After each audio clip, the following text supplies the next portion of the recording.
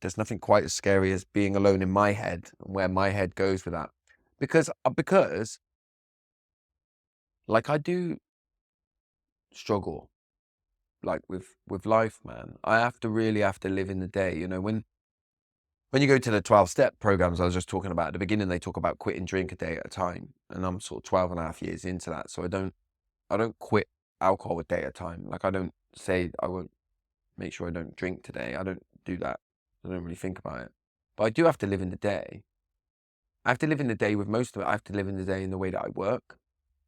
I have to live in the day in life in general. Like I say to people, if somebody came in here now and said you're going to live till 80, I'd be like, fuck, 80. It's like I've got more time on this earth than I've done. The concept, the idea of that feels too much to me. Life in its entirety feels too much to me. But when you break it down and you draw it down and you scope it back and you bring it back to today, how do you feel about today? That's way more manageable. Life itself feels unmanageable when I zoom out too far. And so the same is true in my work. The same is true as in my personal relationships, right? If I come away from living in the day and I try and look at them in their entirety, I'll think, what's the fucking use anyway? What's the point? What's the point in me putting the effort into this today? Because there's no way I'm going to be able to stick at it for the rest of my life. There's no way. Not me, not dysfunctional fucking me. But zoom in again.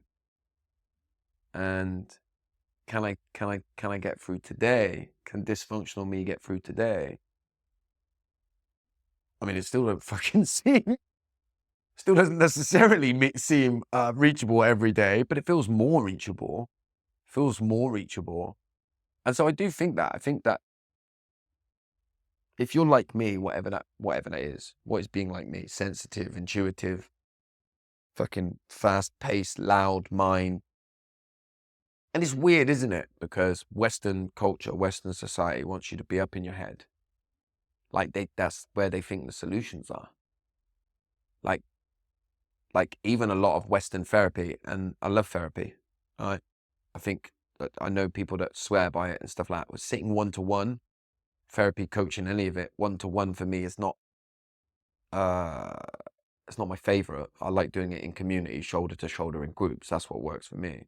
But even a lot of like Western therapy as it's known, it's like, how do we get up in your head? How do we rationalize it? And if we do this enough and then regularly enough, then you won't have to be in your body and you won't have to feel it. And you can go, oh yeah, somebody abused the shit out of me when I was a kid, but it made me who I am today. And, I can feel that my body doesn't really match up with my head when I say that. But if I say it enough and keep saying it and don't let anybody else say any different, then I won't have to feel uncomfortable.